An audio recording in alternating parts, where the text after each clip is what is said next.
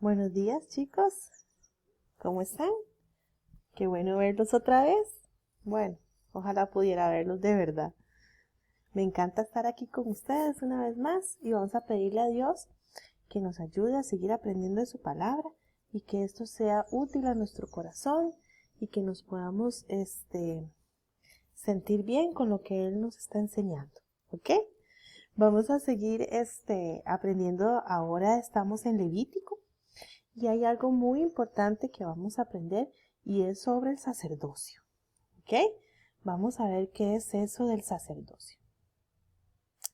Resulta, chicos, que el sacerdocio es el oficio, por decirlo así, que Dios le dio a los hijos de Leví. ¿Qué quiere decir eso?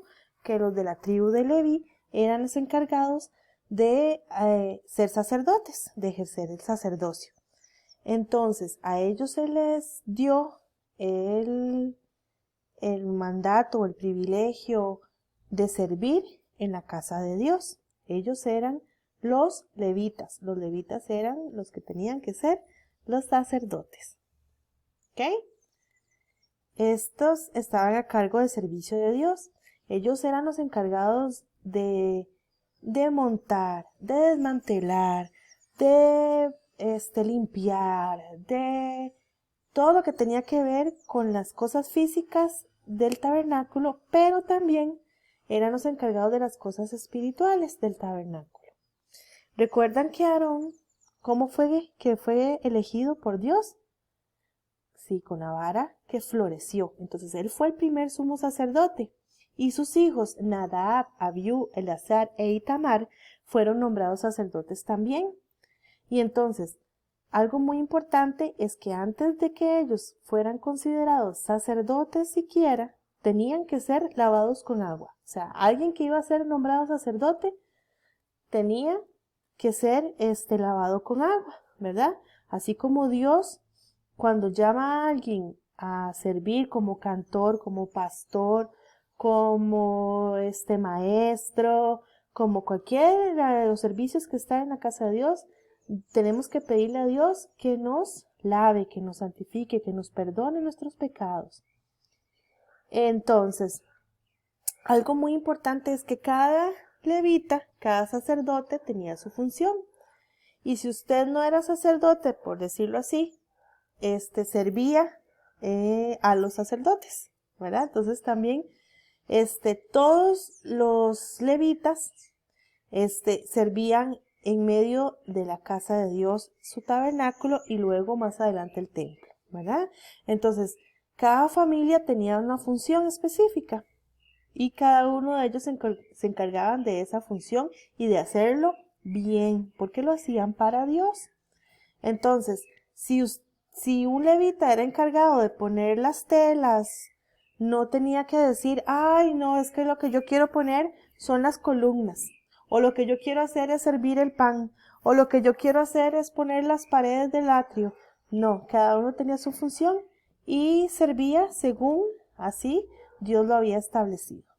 ¿Ok? Entonces, ¿qué era lo que tenían que hacer los sacerdotes? Bueno, tenían que servir como mediadores entre pueblo, entre una persona y Dios, ¿verdad? Y ellos eran encargados de hacer los sacrificios para que Dios perdonara los pecados del pueblo de Dios. Ellos eran encargados de también de enseñar y de interpretar la ley que Dios les había dado a ellos, a los demás, al pueblo.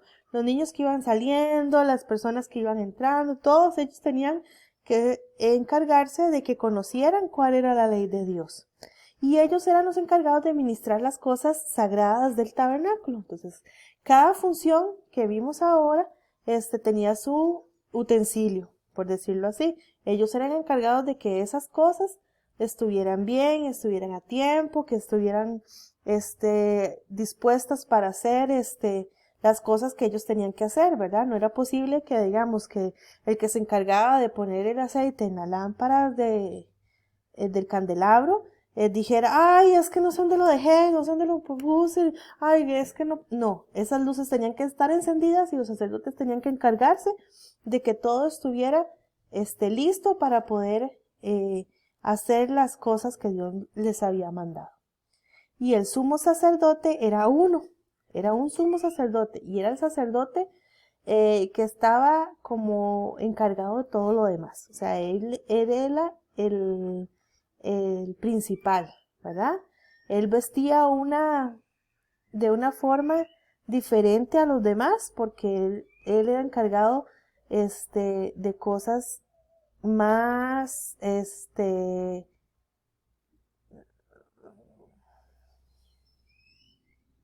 ok, él era el principal.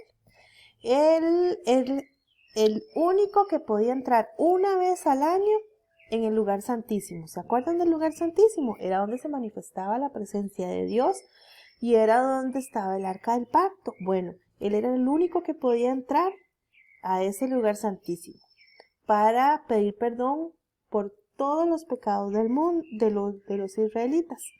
Y entonces, él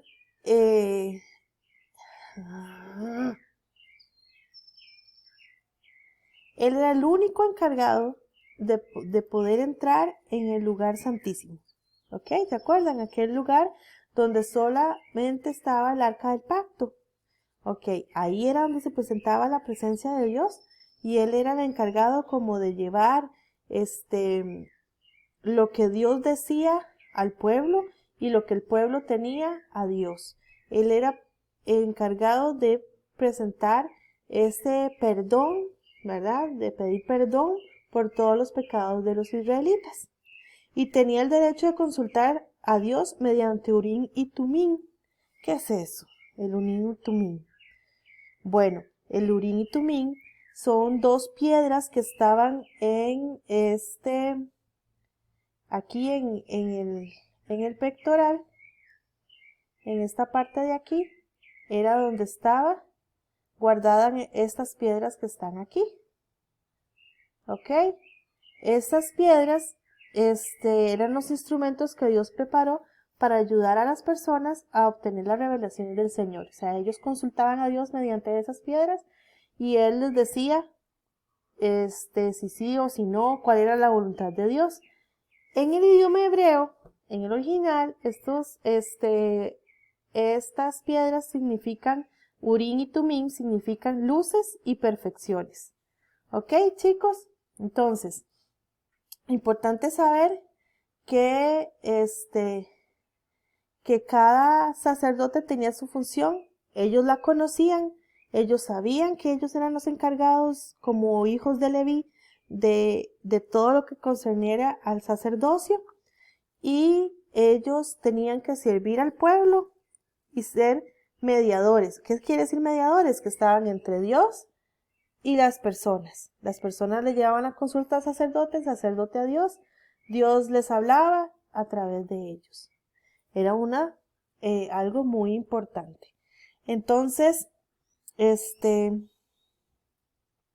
para quedar claros con eso, entonces vamos a hacer por el medio que ustedes quieran. Si ustedes quieren, hacen una manualidad, un dibujo, un video, un audio, una escultura, una canción, lo que ustedes quieran, de que ahora, en este momento, ustedes me van a explicar entonces, ¿qué es ser sacerdote ahorita en este tiempo?